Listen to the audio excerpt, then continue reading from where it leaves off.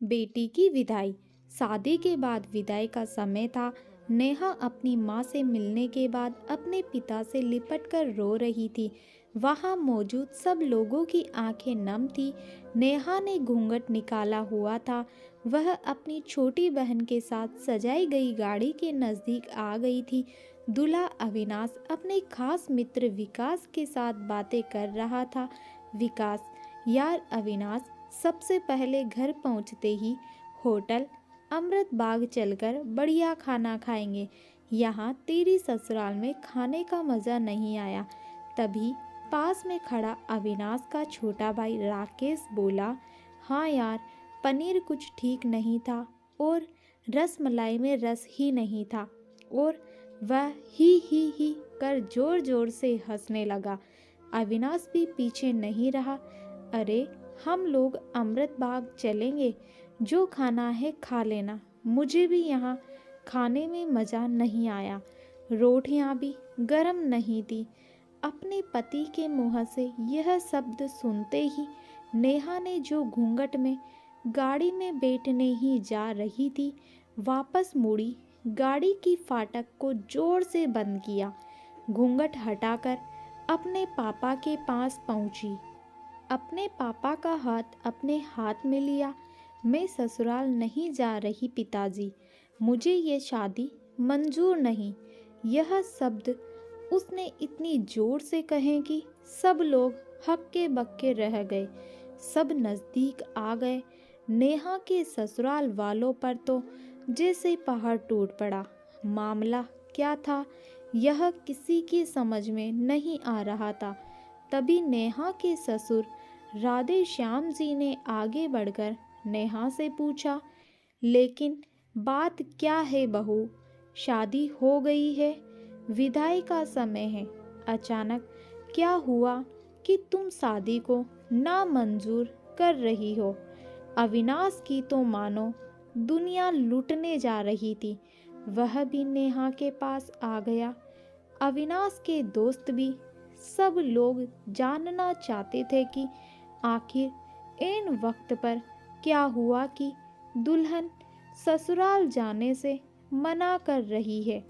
नेहा ने अपने पिता दया शंकर जी का हाथ पकड़ रखा था। नेहा ने अपने ससुर से कहा, बाबूजी, मेरे माता पिता ने अपने सपनों को मारकर हम बहनों को पढ़ाया लिखाया, वह काबिल बनाया है। आप जानते हैं, एक बाप के लिए बेटी क्या मायने रखती है। आप व आपका बेटा नहीं जान सकते, क्योंकि आपके कोई बेटी नहीं है। नेहा रोती हुई बोले जा रही थी। आप जानते हैं, मेरी शादी के लिए व शादी में बारातियों की आव भगत में कोई कमी न रह जाए, इसलिए मेरे पिताजी पिछले 1 साल से रात को 2-3 बजे तक जागकर मेरी माँ के साथ योजना बनाते थे। खाने में क्या बनेगा, रसोइया कौन होगा। पिछले 1 साल में मेरी माँ ने नई साड़ी नहीं खरीदी, क्योंकि मेरी शादी में कमी न रह जाए। दुनिया को दिखाने के लिए अपनी बहन की साड़ी पहनकर मेरी माँ खड़ी है। मेरे पिता की इस 150 रुपये की नई शर्ट के पीछे बनियान में 100 छेद है। मेरे माता पिता ने कितने सपनों को मारा होगा। न अच्छा खाया, न अच्छा पिया, बस एक ही ख्वाहिश थी कि मेरी शादी में कोई कमी न रह जाए। आपके पुत्र को रोटी ठंडी लगी, उनके दोस्तों को पनीर में गड़बड़ लगी, वह मेरे देवर को रस मलाई में रस नहीं मिला।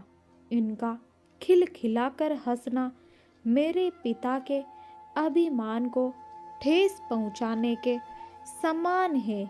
नेहा हाँफ रही थी। नेहा के पिता ने रोते हुए कहा, लेकिन बेटी, इतनी छोटी सी बात। नेहा ने उनकी बात बीच में काटी। यह छोटी सी बात नहीं है पिताजी। मेरे पति को मेरे पिता की इज्जत नहीं। रोटी क्या आपने बनाई? रसमलाई, पनीर, यह सब केटर्स का काम है। आपने दिल खोलकर व हैसियत से बढ़कर खर्च किया है। कुछ कमी रही तो वह केटर्स की तरफ से। आप तो अपने दिल का टुकड़ा, अपनी गुड़िया रानी को विदा कर रहे हैं। आप कितनी रात रोएंगे क्या मुझे पता नहीं। माँ कभी मेरे बिना घर से बाहर नहीं निकली।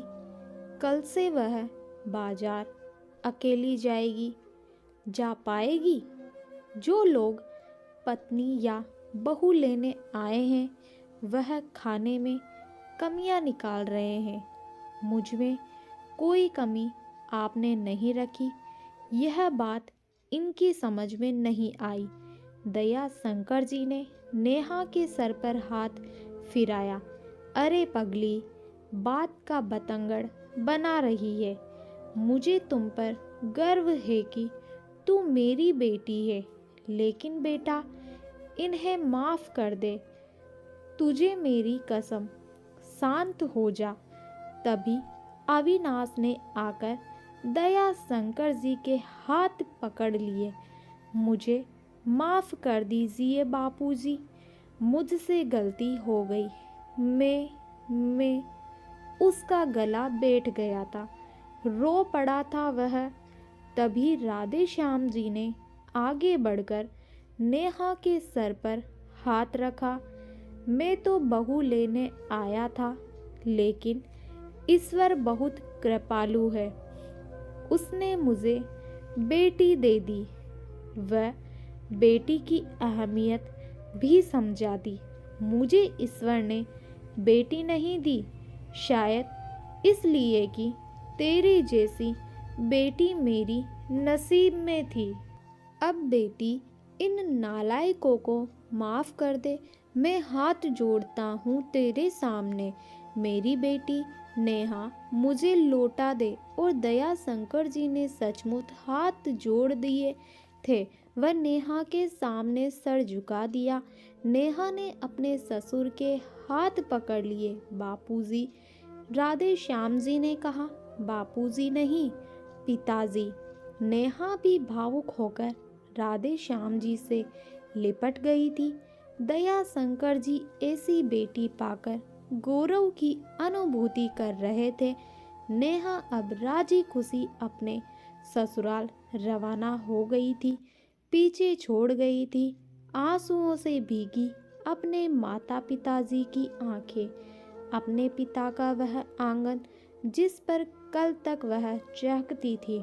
आज से इस आंगन की चिड़िया उड़ गई थी किसी दूर प्रदेश में और किसी पेड़ पर अपना घरौंदा बनाएगी।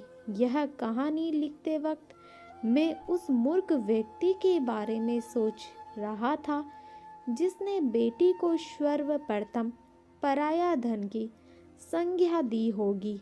बेटी माँ बाप का अभिमान व अनमोल धन होता है, पराया धन नहीं। कभी हम शादी में जाएं तो ध्यान रखें कि पनीर की सब्जी बनाने में एक पिता ने कितना कुछ खोया होगा, वह कितना खोएगा। अपना आंगन उजाड़कर दूसरों के आंगन को महकाना कोई छोटी बात नहीं। खाने में कमियां न निकाले। बेटी की शादी में बनने वाले पनीर, रोटी या रसमलाई पकने में उतना समय लगता है जितनी लड़की की उम्र होती है। यह भोजन सिर्फ भोजन नहीं, पिता के अरमान व जीवन का सपना होता है। बेटी की शादी में बनने वाले पकवानों में स्वाद कहीं सपनों के कुचलने के बाद आता है, वह उन्हें पकने में सालों लगते हैं। बेटी की शादी में खाने की कद्र करें। उम्मीद करती हूँ आपको हमारा ये छोटा सा वीडियो पसंद आया होगा। वीडियो पसंद आए तो वीडियो को लाइक शेयर चैनल को सब्सक्राइब ज़रूर कीजिए। इस वीडियो पे आपकी क्या राय है कमेंट बॉक्स के अंदर ज़रूर बताइए।